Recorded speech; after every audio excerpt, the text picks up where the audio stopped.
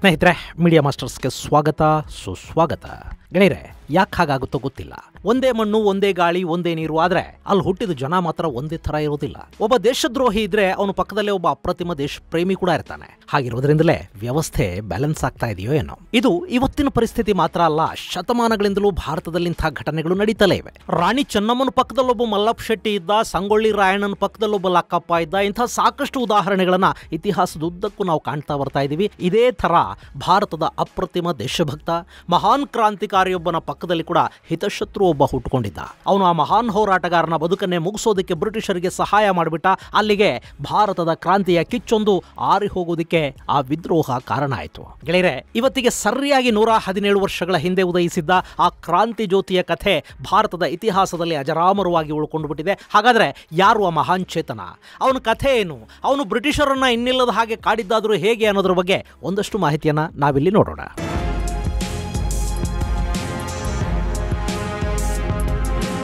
ಗೆಳೆಯರೆ, ಅದು 1931 ಫೆಬ್ರವರಿ 27ನೇ ತಾರೀಕು ಅಲಹಾಬಾದ್ನ ಅಂದ್ರೆ ಇವತ್ತಿನ ಪ್ರಯಾಗದ ಆಲ್ಫ್ರೆಡ್ ಉದ್ಯಾನದ ಸುತ್ತ ಅದೆಂಥದ್ದೋ ಭಯದ ವಾತಾವರಣ ಇತ್ತು. ಸರಿಸುಮಾರು 80 ಮಂದಿ ಬಂದೂಕುಧಾರಿಗಳನ್ನು ಹೊತ್ತ 2 ಪೊಲೀಸ್ ವ್ಯಾನ್ಗಳು ಆ ಪಾರ್ಕ್ನ ಮುಂದೆ ಬಂದು ನಿಂತು.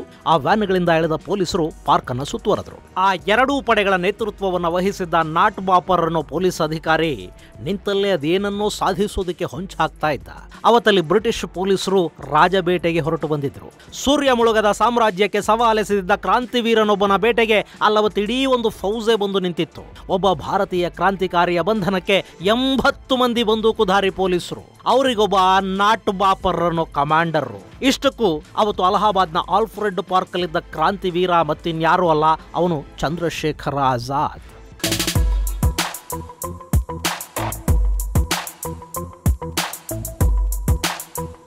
ಕಾಕೋರಿ ಡಕಾಯಿತಿ, ಬ್ರಿಟಿಷ್ ಖಜಾನೆಗಳ ಲೂಟಿ, ಪೊಲೀಸರ ಮೇಲೆ ಹಲ್ಲೆ, ಸ್ಯಾಂಡರ್ಸ್ ವಧೆ, ಅಸೆಂಬ್ಲಿಯಲ್ಲಿ ಬಾಂಬ್ ಎಸೆಯೋದಕ್ಕೆ ಸಂಚು, ದೇಶದ ನಾನಾ ಮೂಲೆಗಳಲ್ಲಿ ಬಾಂಬ್ ಫ್ಯಾಕ್ಟರಿಗಳ ಸ್ಥಾಪನೆ, 100 ಕ್ರಾಂತಿಕಾರಿ ಯುವಕರಿಗೆ ಪ್ರೇರಣೆ, ಹೀಗೆ ನಾನಾ ಚಟುವಟಿಕೆಗಳ ಮೂಲಕ ಬ್ರಿಟಿಷರ ನಿದ್ದೆಗೆಡಿಸಿದ್ದ ಆಜಾದ್ ಅವತ್ತು ಅಸಹಾಯಕನಾಗಿ ಒಬ್ಬಂಟಿಯಾಗಿ ಬ್ರಿಟಿಷರ ಬಲೆಯಲ್ಲಿ ಸಿಕ್ಕಾಕೊಂಡು ಬಿಟ್ಟಿದ್ದ.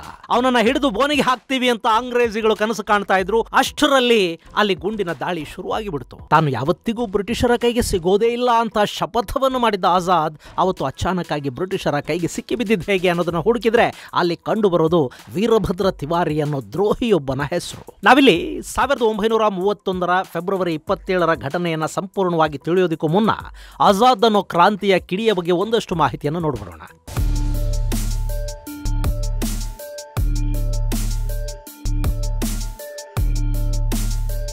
ಗೆಳೆಯರೆ, ಚಂದ್ರಶೇಖರ್ ಆಜಾದ್ ಕಥೆ ನಿಜಕ್ಕೂ ರೋಚಕ.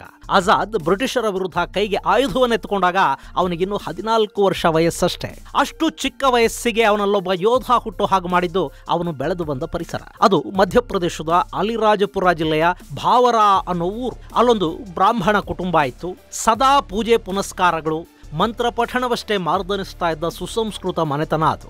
ಆದರೆ ಆ ಮನೆಯಲ್ಲಿ ದರಿದ್ರ ಲಕ್ಷ್ಮಿ ಕಾಲು ಮುರುಕೊಂಡು ಬಿದ್ದಿದ್ಲು.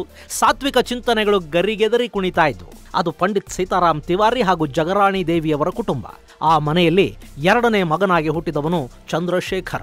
ಭಾವರ ಮಧ್ಯಪ್ರದೇಶದ ದಟ್ಟ ಕಾಡಿನ ಮಧ್ಯೆ ಇರುವ ಪುಟ್ಟ ಹಳ್ಳಿ. ಅದು ಭಿಲ್ಲರು ಹಾಗೂ ಕಾಡು ಜನ ಹೆಚ್ಚಾಗಿ ವಾಸ ಮಾಡ್ತಿದ್ದ ಪ್ರದೇಶ. ಅಲ್ಲಿನ ಜನರಿಗೆ ಈ ಪುಟ್ಟ ಹುಡುಗನ ಮೇಲೆ ಬೆಟ್ಟದಷ್ಟು ಪ್ರೀತಿ. ಹೀಗಾಗಿ ಅವರೆಲ್ಲ ಸೇರಿ ಚಂದ್ರಶೇಖರನಿಗೆ ಕಾಡಿನಿಂದ ಹಣ್ಣು, ಹಂಪಲು ಹಾಗೂ ಜೇನನ್ನ ತಂದು ಕೊಡೋದರ ಜೊತೆಗೆ ಅವನಿಗೆ ಬಿಲ್ವಿದ್ಯೆಯನ್ನು ಕೂಡ ಹೇಳ್ಕೊಟ್ಟಿದ್ರು. ಆಗಾಗ ಬೇಟೆಗಳಿಗೆ ಕೂಡ ಕರ್ಕೊಂಡು ಹೋಗ್ತಾ ಇದ್ರು. ಹೀಗಾಗಿ ಅವನೊಬ್ಬ ಮಹಾನ್ ಗುರಿಕಾರನಾದ. ಹೀಗೆ ಭಿಲ್ಲವರ ನಡುವೆ ಬೆಳೆದ ಹುಡುಗನ ಮನಸ್ಸಲ್ಲಿ ಒಂದು ಹೋರಾಟದ ಕಿಚ್ಚು ಬೆಳೀತಾ ಇತ್ತು. ಆದರೂ ಅವನು ತನ್ನ ಮನೆಯ ವಾತಾವರಣಕ್ಕೆ ಕೂಡ ಹೊಂದ್ಕೊಳ್ತಾ ಇದ್ದ. ಸಾತ್ವಿಕ ಚಿಂತನೆಗಳು ಕೂಡ ಅವನ ರಕ್ತದಲ್ಲಿ ಮೇಳೈಸಿದ್ವು. ಹೇಳಿ ಕೇಳಿ ಬ್ರಾಹ್ಮಣ ಒಟ್ಟು ಸಂಸ್ಕೃತ ಕಲಿದಿದ್ರಾದಿತಾ. ಹೀಗಾಗಿ ಸಂಸ್ಕೃತ ವಿದ್ವಾಂಸನಾಗಬೇಕು ಅಂದ್ಕೊಂಡವನು ಕಾಶಿಗೆ ಬಂದ. ಅದು 1921ನೇ ಇಸ್ವಿ. ದೇಶದಲ್ಲಿ ಸ್ವಾತಂತ್ರ್ಯದ ಕಿಚ್ಚು ಮನೆ ಮನೆಗೂ ವ್ಯಾಪಿಸ್ತಾ ಇತ್ತು. ಮಹಾತ್ಮ ಗಾಂಧಿ, ಮದನ್ ಮೋಹನ್ ಮಾಳವೀಯ, ಮೋತಿಲಾಲ್ ನೆಹರು, ಲಾಲಾ ಲಜಪತ್ ರಾಯ್, ಹೀಗೆ ಅನೇಕ ಹಿರಿಯರ ಮಾರ್ಗದರ್ಶನದಲ್ಲಿ ಹೋರಾಟಗಳು ನಡೀತಾ ಇದ್ವು. ಆಗ್ಲೇ ಸಂಸ್ಕೃತ ಪಾಠಶಾಲೆಯಲ್ಲಿ ಚಾಪೆ ಮೇಲೆ ಕೂತು ವಿದ್ಯಾಭ್ಯಾಸ ಮಾಡ್ತಿದ್ದ ಈ ಚಂದ್ರಶೇಖರನಿಗೆ ಕ್ರಾಂತಿಯ ಹುಚ್ಚತ್ತಿತು. ಅರೆ, ಇಲ್ಲಿದ್ದು ಜಪಸರ ಹಿಡಿದು ಮಾಡೋದೇನಿದೆ?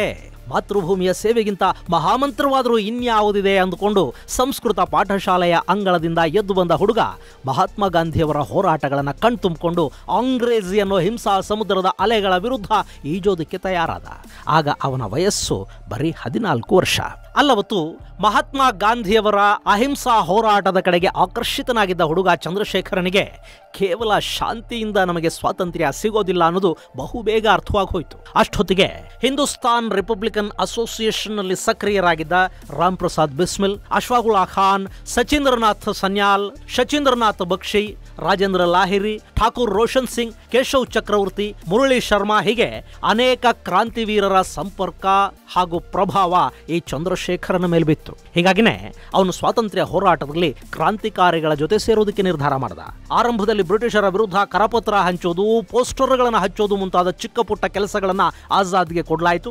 ಸೀದಾ ಪೊಲೀಸ್ ಠಾಣೆಗಳ ಗೋಡೆಗಳ ಮೇಲೆ ಕ್ರಾಂತಿಕಾರಿ ಪೋಸ್ಟರ್ಗಳನ್ನು ಹಚ್ಚಿ ಈ ಚಂದ್ರಶೇಖರ ಬಂದುಬಿಡ್ತಾ ಇದ್ದ. ಅವನ ಜಾಣ್ಮೆ, ಶ್ರದ್ಧೆ ಹಾಗೂ ಚುರುಕುತನಗಳು ಅತಿ ಶೀಘ್ರವಾಗಿ ಹಿರಿಯ ಕ್ರಾಂತಿಕಾರಿಗಳ ಮನಸ್ಸನ್ನು ಸೆಳೆದುಬಿಟ್ರು. ಹೀಗಿದ್ದಾಗಲೇ ಆಜಾದ್ ಬದುಕಲ್ಲೊಂದು ಪ್ರಮುಖ ಘಟನೆ ನಡೀತು. ಆಗಿನ್ನೂ ಅಸಹಕಾರ ಚಳವಳಿ ನಡೀತಾ ಇತ್ತು. ಶಾಂತಿಯುತವಾಗಿ ಬ್ರಿಟಿಷರ ವಿರುದ್ಧ ಪ್ರತಿಭಟನೆ ಮಾಡ್ತಾ ಇದ್ದ ಗಾಂಧಿ ಅನುಯಾಯಿಗಳ ಮೇಲೆ ಬ್ರಿಟಿಷರು ಲಾಠಿ ಚಾರ್ಜ್ ಮಾಡೋದಕ್ಕೆ ಮುಂದಾದ್ರು. ಇದನ್ನ ನೋಡಿದ ಬಾಲಕನಿಗೆ ರಕ್ತ ಕುದಿಯೋದಕ್ಕೆ ಶುರು ಮಾಡ್ತು. ತಕ್ಷಣ ಅಲ್ಲಿದ್ದ ಕಲ್ಲೊಂದನ್ನ ಎತ್ತಿ ಪೊಲೀಸರ ಮೇಲೆ ಎಸೆದ. ಪೊಲೀಸ್ ಅಧಿಕಾರಿಯೊಬ್ಬನ ತಲೆ ಬಿಚ್ಚಿಕೊಳ್ತು. ಈ ಹಲ್ಲೆಯ ಆರೋಪದ ಮೇಲೆ ಚಂದ್ರಶೇಖರನನ್ನ ಬಂಧಿಸಲಾಯಿತು. ಅವನನ್ನ ಮ್ಯಾಜಿಸ್ಟ್ರೇಟ್ ಮುಂದೆ ಹಾಜರುಪಡಿಸಿದ್ರು. ಅಲ್ಲಿ ಮ್ಯಾಜಿಸ್ಟ್ರೇಟ್ ಈ ಹುಡುಗನಿಗೆ ನಿನ್ನ ಹೆಸರೇನು ಅಂತ ಕೇಳ್ತಾರೆ. ಅದಕ್ಕೆ ಅವನು ಕೊಟ್ಟ ಉತ್ತರ ಏನು ಗೊತ್ತಾ? ಆಜಾದ್ ಅನ್ನೋದು. ಆಜಾದ್ ಅಂದ್ರೆ ಸ್ವಾತಂತ್ರ್ಯ ಅಂತ. 14ರ ಹುಡುಗ ಬ್ರಿಟಿಷ್ ಮ್ಯಾಜಿಸ್ಟ್ರೇಟ್ ನ ಮುಂದೆ ನಿಂತುಕೊಂಡು ನನ್ನ ಹೆಸರೇ ಸ್ವಾತಂತ್ರ್ಯ ಅಂತ ಹೇಳ್ಕೊಂಡಿದ್ದ. ಅದನ್ನ ಕೇಳಿ ಕೆರಳಿದ ಮ್ಯಾಜಿಸ್ಟ್ರೇಟ್ ಈ ಬಾಲಕನಿಗೆ 14 ಚಡಿಯೇಟುಗಳ ಶಿಕ್ಷೆಯನ್ನ ವಿಧಿಸಿ ತೀರ್ಪನ್ನು ಕೊಟ್ಟುಬಿಟ್ಟ. ಬ್ರಿಟಿಷರ ಚಡಿಯೇಟುಗಳು ಈ ಬಾಲಕನ ಚರ್ಮವನ್ನ ಸುಲಿದು ರಕ್ತ ಸೋರ್ತಾ ಇತ್ತು. ಅವತ್ತು ಆಜಾದ್ ಒಂದು ಪ್ರತಿಜ್ಞೆಯನ್ನ ಕೈಗೊಂಡ.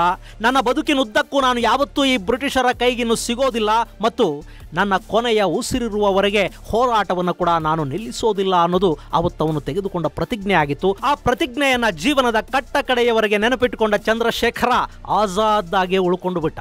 ಹೀಗಾಗಿ ಅವನ ಹೆಸರು ಚಂದ್ರಶೇಖರ ಆಜಾದ್ ಆಯಿತು. ಹೀಗೆ ಚಂದ್ರಶೇಖರ ಆಜಾದ್ ಸ್ವಾತಂತ್ರ್ಯ ಚಳವಳಿಯಲ್ಲಿ ಧುಮುಕಿದ್ದ. ಸ್ವಲ್ಪ ದಿನಗಳ ನಂತರ ಮಹಾತ್ಮ ಗಾಂಧಿ ತಮ್ಮ ಅಸಹಕಾರ ಚಳವಳಿಯನ್ನ ಹಿಂಪಡೆದ್ರು. ಆಜಾದ್ಗೆ ಕೂಡ ಶಾಂತಿಯುತ ಹೋರಾಟದಲ್ಲಿ ಅಂಥ ನಂಬಿಕೆಯನ್ನು ಉಳ್ಕೊಂಡಿರಲಿಲ್ಲ. ಹೀಗಾಗಿ ಅವನು ರಾಮ್ ಪ್ರಸಾದ್ ಬಿಸ್ಮಿಲರ ತಂಡವನ್ನ ಸೇರ್ಕೊಂಡ. ಅಲ್ಲಿ ಚಂದ್ರಶೇಖರನ ವಯಸ್ಸು ಚಿಕ್ಕದಾದರೂ ಅವನಲ್ಲಿದ್ದ ಆತ್ಮವಿಶ್ವಾಸ ಹಾಗೂ ಶ್ರದ್ಧೆ HRA ನಲ್ಲಿ ಅವನಿಗೊಂದು ಶಾಶ್ವತ ಸ್ಥಾನವನ್ನ ಕಲ್ಪಿಸಿಕೊಡ್ತು. ಹೀಗೆ ರಾಮ್ ಪ್ರಸಾದ್ ಬಿಸ್ಮಿಲ್ ಹಾಗೂ ತಂಡವನ್ನ ಸೇರ್ಕೊಂಡ 14ರ ಹುಡುಗ ಆನಂತರ ಹಿಂತಿರುಗಿ ನೋಡಲೇ ಇಲ್ಲ. HRA ನ ಪ್ರತಿ ದಾಳಿಯಲ್ಲಿ ಕೂಡ ಆಜಾದ್ ಇರ್ತಾ ಇದ್ದ. ಅಲ್ಲಿದ್ದ ಹಿರಿಯ ನಾಯಕರೆಲ್ಲರ ಬ್ಲೂ ಐಡ್ ಬಾಯ್ ಆಗಿ ಚಂದ್ರಶೇಖರ ಗುರುತಿಸಿಕೊಂಡಿದ್ದ. ಈ ಹಂತದಲ್ಲೇ HRA ಸಂಘಟನೆ ಕಾಕೋರಿ ಟ್ರೈನ್ ದರೋಡೆಗೆ ಸಜ್ಜಾಗಿ ಬಿಡ್ತು.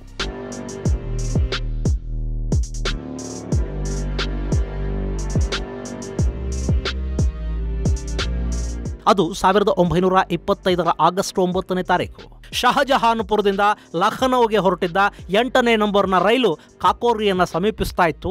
ಆ ರೈಲಲ್ಲಿ ಬ್ರಿಟಿಷರ ಖಜಾನೆಯ ಹಣ ಹೋಗ್ತಿದೆ ಅನ್ನೋ ಸುದ್ದಿ ಕ್ರಾಂತಿಕಾರಿಗಳನ್ನ ತಲುಪಿತ್ತು. ಆ ರೈಲು ಕಾಕೋರಿಯನ್ನ ಸಮೀಪಿಸ್ತಾ ಇದ್ದ ಹಾಗೆ ಇದ್ದಕ್ಕಿದ್ದ ಹಾಗೆ ನಡುದಾರಿಯಲ್ಲಿ ಅದನ್ನ ನಿಲ್ಲಿಸಲಾಯಿತು. ಟ್ರೈನ್ನಲ್ಲಿದ್ದ ಯಾರೋ ಬೇಕಂತಲೇ ಚೈನ್ ಎಳೆದಿದ್ರು. ಹೀಗ ರೈಲು ನಿಲ್ತಿದ್ದ ಹಾಗೆ 8-10 ಜನರ ಗುಂಪೊಂದು ರೈಲಿಂದ ಆತುರಾತುರವಾಗಿ ಕೆಳಗಿಳಿತು. ಅವ್ರು ಇಳಿಯೋ ಸಮಯದಲ್ಲಿ ರೈಲಲ್ಲಿದ್ದ ಗಾರ್ಡ್ ಕೂಡ ಕೆಳಗಿಳಿದ. ಆ ಆಗಂತುಕರ ಗುಂಪು ಗಾರ್ಡ್ ಮೇಲೆ ಮುಗಿಬಿದ್ದ ಪರಿಣಾಮ ಅವನು ಅಲ್ಲೇ ನೆಲಕ್ಕುರುಳಿದ. ಅಷ್ಟೊತ್ತಿಗೆ ರೈಲಿನ ಪೈಲಟ್ ನನ್ನ ಪಿಸ್ತೂಲ್ ತೋರಿಸಿ ಬೆದರಿಸಿದ್ದ ಆ ತಂಡ ಅವನನ್ನು ಕೂಡ ಕೆಳಗಿಳಿಸ್ತು. ಅದಾದ ಮೇಲೆ ಆ ತಂಡ ರೈಲಲ್ಲಿದ್ದ ಬ್ರಿಟಿಷರ ಖಜಾನೆಗೆ ಮುತ್ತಿಗೆ ಹಾಕ್ತು. ಅಲ್ಲಿದ್ದ ಪೊಲೀಸರೊಂದಿಗೊಂದು ಚಿಕ್ಕ ಗುಂಡಿನ ಚಕಮಕಿ ನಡೆಸಿ ಆ ಖಜಾನೆಯನ್ನು ತಮ್ಮ ವಶಕ್ಕೆ ಪಡ್ಕೊಳ್ತು. ಅದರಲ್ಲಿದ್ದ ದುಡ್ಡನ್ನೆಲ್ಲ ಮೂಟೆ ಕಟ್ಟಿಕೊಂಡು ಬಂದ ವೇಗದಲ್ಲೇ ಆ ತಂಡ ಅಲ್ಲಿಂದ ಮರೆಯಾಗಿ ಹೋಯಿತು. ಅಲ್ಲಿಗೆ ಬ್ರಿಟಿಷರ ತಿಜೋರಿ ಆ ಕ್ರಾಂತಿಕಾರಿಗಳ ತಂಡದ ವಶ ಆಗಿತ್ತು. ಹೀಗೆ ಆಜಾದ್ ಬದುಕಲ್ಲಿ ಕಾಕೋರಿ ರೈಲು ದರೋಡೆ ಅನ್ನೋದು ಪ್ರಮುಖ ಘಟನೆ ಆಯಿತು. ಆ ಬಳಿಕ ಆ ದರೋಡೆ ಪ್ರಕರಣದಲ್ಲಿ ಭಾಗಿಯಾಗಿದ್ದ ರಾಮ್ ಪ್ರಸಾದ್ ಬಿಸ್ಮಿಲ್, ಅಶ್ವಾಗುಲ್ಲಾ ಖಾನ್, ರಾಜೇಂದ್ರ ಲಾಹಿರಿ, ಠಾಕೂರ್ ರೋಷನ್ ಸಿಂಗ್, ಸಚೀಂದ್ರ ಬಕ್ಷಿ, ಕೇಶವ್ ಚಕ್ರವರ್ತಿ, ಬನ್ವಾರಿ ಲಾಲ್, ಮುಕುಂದಿ ಲಾಲ್ ಮತ್ತು ಮನ್ಮಥನಾಥ್ ಗುಪ್ತಾ ಹಾಗೆ ಚಂದ್ರಶೇಖರ್ ಆಜಾದ್ ಅವರನ್ನ ಪೊಲೀಸರು ಹುಡುಕೋದಿಕ್ಕೆ ಶುರು ಮಾಡಿದ್ರು. ಅಲ್ಲೇ ರಾಮ್ ಪ್ರಸಾದ್ ಬಿಸ್ಮಿಲ್ಲಾ ಹಾಗೂ ಇನ್ನಷ್ಟು ಮಂದಿ ಪೊಲೀಸರಿಂದ ಬಂಧನಕ್ಕೊಳಗಾದರಾದರೂ ಚಂದ್ರಶೇಖರ್ ಆಜಾದ್ ಮಾತ್ರ ಪೊಲೀಸರ ಕೈಗೆ ಸಿಗಲೇ ಇಲ್ಲ. ಇದಾದ ನಂತರ ಆ ಸಂಘಟನೆಯ ಹೆಸರು HRA ಇಂದ HSRA ಆಗಿ ಬದಲಾಯಿತು. HSRA ಅಂದ್ರೆ ಹಿಂದೂಸ್ತಾನ್ ಸೋಷಲಿಸ್ಟ್ ರಿಪಬ್ಲಿಕನ್ ಆರ್ಮಿ. ಮುಂದೆ ಭಗತ್ ಸಿಂಗ್, ಬಟುಕೇಶ್ವರ ದತ್, ರಾಜಗುರು, ಸುಖದೇವ್ ಮುಂತಾದ ಸಾಕಷ್ಟು ಮಂದಿ ಆ ಸಂಘಟನೆಯನ್ನ ಸೇರ್ಕೊಂಡ್ರು. ಆ ತಂಡ ಬ್ರಿಟಿಷರನ್ನ ಇನ್ನಿಲ್ಲದ ಹಾಗೆ ಕಾಡುವುದಕ್ಕೆ ಶುರು ಮಾಡ್ತು. ಆದ್ರೆ ಲಾಹೋರ್ ಅಸೆಂಬ್ಲಿಯಲ್ಲಿ ಬಾಂಬ್ ಬೆಸೆದ ಪ್ರಕರಣ ಹಾಗೂ ಸ್ಯಾಂಡರ್ಸ್ ಕೊಲೆ ಪ್ರಕರಣದಲ್ಲಿ ಭಗತ್ ಸಿಂಗ್, ಸುಖದೇವ್ ಮತ್ತು ರಾಜ್ಗುರು ಬ್ರಿಟಿಷರಿಂದ ಬಂಧಿತರಾದ್ರು. ಆ ಬಳಿಕ ನ್ಯಾಯಾಲಯ ಒಂದು ಸರಿಯಾದ ವಿಚಾರಣೆ ಕೂಡ ಇಲ್ಲದೆ ಈ 3 ಕ್ರಾಂತಿ ಸಿಂಹಗಳಿಗೆ ಗಲ್ಲು ಶಿಕ್ಷೆಯನ್ನು ವಿಧಿಸಿ ತೀರ್ಪು ಕೊಡ್ತು. ಅವರನ್ನ ಜೈಲಿಂದ ಎಸ್ಕೇಪ್ ಮಾಡಿಸೋ ಆಜಾದ್ ಪ್ರಯತ್ನಗಳು ಕೂಡ ವಿಫಲ ಆದವು. ಅಷ್ಟೊತ್ತಿಗೆ HSRA ವಿರುದ್ಧ ಪೊಲೀಸರ ಕಾರ್ಯಾಚರಣೆ ಕೂಡ ತೀವ್ರವಾಗಿತ್ತು. ಆಜಾದ್ ಸೇರಿದ ಹಾಗೆ ಒಂದಷ್ಟು ನಾಯಕರು ಭೂಗತರಾಗಬೇಕಾಗುವಂತು. ಆದರೆ ಹೋರಾಟ ಮಾತ್ರ ಮುಂದುವರಿತಲೇ ಇತ್ತು. ಅಲ್ಲಿ ಆಜಾದ್ ಮತ್ತೆ ಆ ಸಂಘಟನೆಯನ್ನ ಹೊಸದಾಗಿ ಕಟ್ಟಬೇಕಿತ್ತು. ಅದಕ್ಕೆ ಹೆಚ್ಚು ಕ್ರಾಂತಿಕಾರಿಗಳನ್ನ ತೊಡಗಿಸಬೇಕಾಗಿತ್ತು. ಅದಕ್ಕಾಗಿ ಸಾಕಷ್ಟು ಹಣ, ಆಯುಧಗಳ ಅಗತ್ಯ ಕೂಡ ಇತ್ತು. ಹೊಸ ಕ್ರಾಂತಿಕಾರಿಗಳಿಗೆ ತರಬೇತಿ ಕೊಡಬೇಕಾಗಿತ್ತು. ಇಂಥ 100 ಯೋಚನೆಗಳ ಜೊತೆಗೆ ಆಜಾದ್ ಕಾರ್ಯಪ್ರವೃತ್ತನಾಗಿದ್ದ. ಇದೇ ಕೆಲಸಕ್ಕಾಗಿ 1931 ಫೆಬ್ರವರಿ 27ನೇ ತಾರೀಖು ಅಲಹಾಬಾದ್ಗೆ ಬಂದಿದ್ದ ಆಜಾದ್ ಅಲ್ಲಿ ತನ್ನ ಕೆಲ ಕ್ರಾಂತಿಕಾರಿ ಗೆಳೆಯರನ್ನ ಭೇಟಿ ಮಾಡೋದಿತ್ತು. ಅವನ ಪ್ರತಿ ಚಲನವಲನವೂ ಕೂಡ ಆಜಾದ್ನ ಗೆಳೆಯ ವೀರಭದ್ರ ತಿವಾರಿ ಅನ್ನೋನಿಗೆ ಗೊತ್ತಿತ್ತು. ಆಜಾದ್ ಅಲಹಾಬಾದ್ನ ಆನಂದ ಭವನಕ್ಕೆ ಭೇಟಿ ಕೊಟ್ಟ. ಅಲ್ಲಿ ಪಂಡಿತ್ ಜವಾಹರ್ಲಾಲ್ ನೆಹರು ಹಾಗೂ ಹಿರಿಯ ವಕೀಲ ಮೋತಿಲಾಲ್ ನೆಹರು ಅವರನ್ನ ಭೇಟಿ ಮಾಡಿ ಅಲ್ಲಿಂದ ಆಲ್ಫ್ರೆಡ್ ಪಾರ್ಕಿಗೆ ಬಂದ. ಅಂದ್ಕೊಂಡ ಹಾಗೆ ಅಲ್ಲಿ ಆಜಾದ್ ತನ್ನ ಕ್ರಾಂತಿಕಾರಿ ಗೆಳೆಯನೊಬ್ಬನ ಜೊತೆ ಪಾರ್ಕ್ನ ಬೃಹತ್ ಮರವೊಂದರ ಕೆಳಗೆ ಕೂತು ಮುಂದಿನ ಹೋರಾಟದ ಬಗ್ಗೆ ಚರ್ಚೆ ಮಾಡ್ತಾ ಇದ್ದ. ಅಷ್ಟರಲ್ಲೇ ಪಾರ್ಕಿನ ಸುತ್ತ ಬಂದೂಕುಧಾರಿ ಪೊಲೀಸರು ಜಮಾವಣೆಗೊಂಡು ಬಿಟ್ರು. ಆಜಾದ್ಗೆ ಶರಣಾಗುವಂತೆ ಸೂಚನೆ ಕೊಡೋದಕ್ಕೆ ಶುರು ಮಾಡಿದ್ರು. ಅಲ್ಲಿ ತನಗೆ ಮೋಸ ಆಗಿದೆ, ನಂಬಿದವರೇ ತನ್ನ ಬೆನ್ನಿಗೆ ಚೂರಿ ಹಾಕಿದ್ದಾರೆ ಅನ್ನೋ ವಿಷಯ ಗೊತ್ತಾಗ್ತಿದ್ದ ಹಾಗೆ ಆಜಾದ್ ಕೆರಳಿ ನಿಂತುಬಿಟ್ಟ. ಆ ಕ್ಷಣದಲ್ಲಿ ಕೂಡ ಅವನಿಗೆ ನೆನಪಾಗಿದ್ದು ಬಾಲ್ಯದಲ್ಲಿ ಅವನು ಮಾಡಿದ್ದ ಶಪಥ, ಸಾಯೋವರೆಗೆ ನಾನು ಆಂಗ್ಲರ ಬಂಧನಕ್ಕೆ ಒಳಗಾಗೋದಿಲ್ಲ, ನಾನು ಸ್ವತಂತ್ರವಾಗಿಯೇ ಇರ್ತೀನಿ, ಮೈ ಆಜಾದ್ ಹೂ ಆಜಾದ್ ಹೀ ರಹೂಂಗಾ.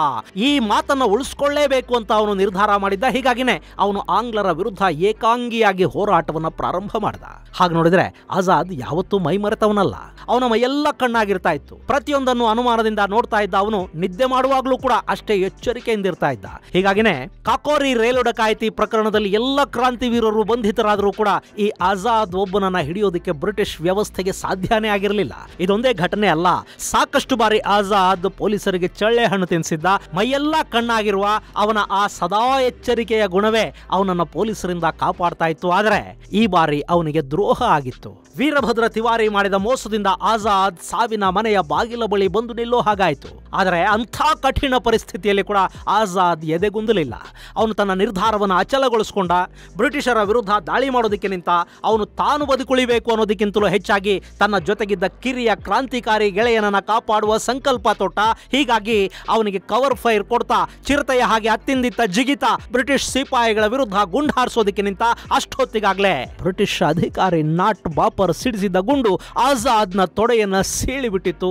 ಯಾವುದೇ ಅಡೆತಡೆ ಇಲ್ಲದ ಹಾಗೆ ಅವನ ದೇಹದಿಂದ ಧಾರಾಕಾರವಾಗಿ ರಕ್ತ ಹರಿಯೋದಕ್ಕೆ ಶುರುವಾಗಿತ್ತು. ಇಷ್ಟಾದ್ರೂ ಆಜಾದ್ ಕಂಗೆಡ್ಲಿಲ್ಲ. ಅವನು ನಿರಂತರವಾಗಿ ಗುಂಡು ಹಾರಿಸ್ತಲೇ ಇದ್ದ. ಅಲ್ಲವನಿಗೆ ಅವನು ಔತು ಕೂತ್ಕೊಂಡಿದ್ದ ಮರವೇ ರಕ್ಷಾ ಕವಚದ ಹಾಗೆ ಸಹಾಯ ಮಾಡ್ತಾ ಇತ್ತು.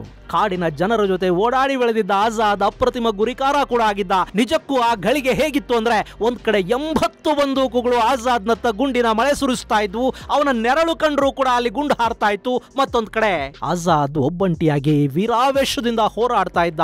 ಆ ಸಂಘರ್ಷ ಸುಮಾರು ಅರ್ಧ ಗಂಟೆಗೂ ಹೆಚ್ಚು ಕಾಲ ಹಾಗೆ ಮುಂದುವರೆದಿತ್ತು. ಆ ಪಾರ್ಕ್ ಅಲ್ಲಿ ಆಜಾದ್ ಅಕ್ಷರಶಃ ಚಕ್ರವ್ಯೂಹದಲ್ಲಿ ಸಿಕ್ಕಿಬಿದ್ದ ಅಭಿಮನ್ಯುವಿನಂತಾಗಿ ಹೋಗಿದ್ದ. ಅಲ್ಲಿ ಕೂಡ ಆಜಾದ್ ಇಷ್ಟ ಆಗೋದು ಯಾಕೆ ಗೊತ್ತಾ? ಅವನಿಗೆ ತನ್ನ ವಿರುದ್ಧ ಗುಂಡಿನ ದಾಳಿ ಮಾಡ್ತಾ ಇದ್ದ ಭಾರತೀಯ ಸಿಪಾಯಿಗಳನ್ನ ಕೊಲ್ಲೋದಿಕ್ಕೆ ಆ ಕ್ಷಣದಲ್ಲಿ ಕೂಡ ಇಷ್ಟ ಇರಲಿಲ್ಲ. ಹೀಗಾಗಿ ನಾನು ನಿಮಗಾಗಿ ಹೋರಾಟ ಮಾಡ್ತಾ ಇದ್ದೀನಿ, ನನ್ನ ಮೇಲೆ ಗುಂಡು ಹಾರಿಸೋದನ್ನ ನಿಲ್ಲಿಸಿ ಅಂತ ಕೂಗಿ ಕೂಗಿ ಹೇಳ್ತಾ ಇದ್ದ ಆಜಾದ್. ಆದ್ರೆ ಬ್ರಿಟಿಷರ ಸಂಬಳಕ್ಕಾಗಿ ದುಡಿತಾ ಇದ್ದ ಆ ಪೊಲೀಸರಿಗೆ ಇದೆಲ್ಲ ಎಲ್ಲ ಅರ್ಥ ಆಗಬೇಕು. ಕಡೆಗೆ ಆಜಾದ್ 3 ಪೊಲೀಸರನ್ನ ಬಲಿ ತಗೊಂಡ. ಅವನು ಬಳಿ ಇದ್ದ ಗುಂಡುಗಳು ಮುಗಿದು ಹೋಗತೊಡಗಿದ್ವು. ಆ ಸಂಕಷ್ಟದ ಸಮಯದಲ್ಲಿ ಕೂಡ ಅವನಿಗೆ ತನ್ನ ಬಳಿ ಇದ್ದ ಗುಂಡುಗಳೆಷ್ಟು, ತಾನು ಹಾರಿಸಿ ಉಳಿದದ್ದೆಷ್ಟು ಅನ್ನೋದರ ಲೆಕ್ಕ ಪಕ್ಕಾ ಗೊತ್ತಿತ್ತು. ಅವನ ಬಳಿ ಆಗ ಒಂದೇ ಒಂದು ಗುಂಡು ಉಳ್ಕೊಂಡಿತ್ತು. ಆ ಕ್ಷಣದಲ್ಲಿ ಆಜಾದ್ಗೆ ನೆನಪಾಗಿದ್ದು ಅವನು ಮಾಡಿದ್ದ ಪ್ರತಿಜ್ಞೆ, ಮೈ ಆಜಾದ್ ಹೂ ಆಜಾದ್ ಹೀ ರಹೂಂಗಾ. ನಾನು ಸ್ವತಂತ್ರ, ಸದಾ ಸ್ವತಂತ್ರನಾಗೇ ಇರ್ತೀನಿ ಅನ್ನೋ ಪ್ರತಿಜ್ಞೆ. ನಾನು ಯಾವತ್ತೂ ಜೀವಂತವಾಗಿ ಪೊಲೀಸರ ಕೈಗೆ ಸಿಗೋದಿಲ್ಲ. ಮೈ ಆಜಾದ್ ಹೂ ಆಜಾದ್ ಹೀ ರಹೂಂಗಾ. ಈ ಮಾತನ್ನ ಆಜಾದ್ ಪದೇ ಪದೇ ಹೇಳ್ತಿದ್ದ. ಹೀಗಾಗಿ ಅವನು ಹೋರಾಡುವಷ್ಟು ಹೊತ್ತು ಹೋರಾಡಿ ಕಡೆಗೊಂದು ಭಯಾನಕ ನಿರ್ಧಾರಕ್ಕೆ ಬಂದುಬಿಟ್ಟ.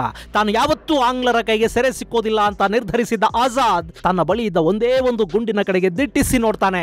ಅದಾದ ಕೆಲವೇ ಕ್ಷಣಗಳಲ್ಲಿ ಆ ಪಿಸ್ತೂಲಿನಿಂದ ಗುಂಡು ಹಾರಿದ ಸದ್ದು ಕೇಳಿಬರುತ್ತೆ. ಆ ಘಟನೆ ನಡೆದ ಕೆಲ ಹೊತ್ತು ಪಾರ್ಕ್ ಅಲ್ಲಿ ನೀರವ ಮೌನ.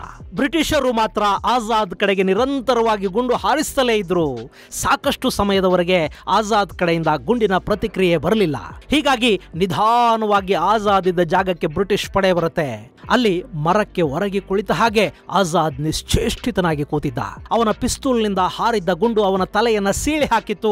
ಏಕಾಂಗಿಯಾಗಿ ತಮ್ಮ ಮೇಲೆ ಗುಂಡಿನ ಮಳೆ ಸುರಿಸಿದ್ದ ಆಜಾದ್ನ ಶವ ನೋಡಿ ಸ್ವತಃ ಬ್ರಿಟಿಷ್ ಪೊಲೀಸರಿಗೆ ಕೂಡ ಒಂದು ಭಯ ಕಾಡ್ತಾ ಇತ್ತು. ಅವನ ದೇಹ ನಿಶ್ಚಲವಾಗಿತ್ತಾದ್ರೂ ಅವನ ಕಣ್ಣುಗಳಲ್ಲಿ ಬೆಂಕಿಯ ಕಿಡಿಗಳು ಕಾಣಿಸ್ತಾ ಇದ್ವು. ಒಬ್ಬ ಯೋಧ ತನ್ನ ಕೈಯಲ್ಲಿನ ಆಯುಧವನ್ನು ಯಾವತ್ತೂ ಕೆಳಗಿಡೋದಿಲ್ಲ ಅಂತ ಹೇಳಿದ್ದ ಆಜಾದ್ ಸಾವಿಗೀಡಾದಾಗ ಕೂಡ ಪಿಸ್ತೂಲ್ ಅನ್ನು ತನ್ನ ಕೈಯಲ್ಲೇ ಹಿಡ್ಕೊಂಡಿದ್ದ.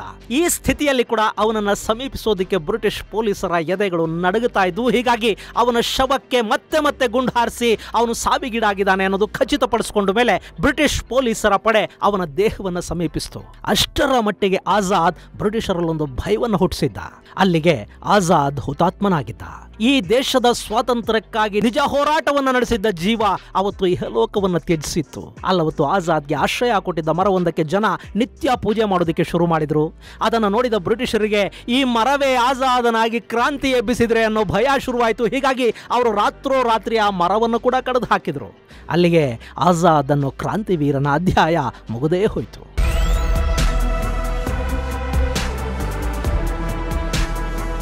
ಗೆಳೆಯರೇ, ಇವತ್ತು ನಮ್ಮ ಪಠ್ಯಪುಸ್ತಕಗಳಲ್ಲಿ ಸ್ವಾತಂತ್ರ್ಯ ಹೋರಾಟದ ಬಗ್ಗೆ ನಾವು ಓದುವ ಚರಿತ್ರೆಗಳಲ್ಲಿ ಶಾಂತಿಯುತವಾಗಿ ಹೋರಾಟ ಮಾಡಿದ, ಯಾವತ್ತೂ ಬ್ರಿಟಿಷರ ಲಾಠಿ ಏಟನ್ನು ಕೂಡ ಸರಿಯಾಗಿ ತಿನ್ನದ, ಗೃಹ ಬಂಧನದ ಹೆಸರಲ್ಲಿ ಐಷಾರಾಮಿ ಮನೆಗಳಲ್ಲಿ ಬಂಧಿಸಲ್ಪಟ್ಟ ಸಾಕಷ್ಟು ನಾಯಕರ ಜೀವನ ಚರಿತ್ರೆಗಳನ್ನು ಓದ್ತೀವಿ. ಆದರೆ ಚಂದ್ರಶೇಖರ ಆಜಾದ್ ಬಗ್ಗೆ, ಅಶ್ಫಾಕ್ ಉಲ್ಲಾ ಖಾನ್ ಬಗ್ಗೆ, ರಾಮ್ ಪ್ರಸಾದ್ ಬಿಸ್ಮಿಲ್ ಬಗ್ಗೆ, ರಾಜೇಂದ್ರ ಲಾಹಿರಿಯ ಬಗ್ಗೆ, ಸಚೀಂದ್ರನ ಬಗ್ಗೆ, ಇವರು ಯಾರ ಬಗ್ಗೆಯೂ ನಮಗೆ ಗೊತ್ತಿರೋದು ತುಂಬಾನೇ ಕಡಿಮೆ. ಯಾಕೆಂದ್ರೆ ನಮ್ಮ ಪಠ್ಯಪುಸ್ತಕಗಳು ಇವರ ಬಗ್ಗೆ ನಮಗೆ ಪಾಠ ಮಾಡೋದಕ್ಕೆ ಹೋಗೋದೇ ಇಲ್ಲ. ಇವತ್ತು ಆಜಾದ್ ಅವರ 117ನೇ ಜನ್ಮದಿನ.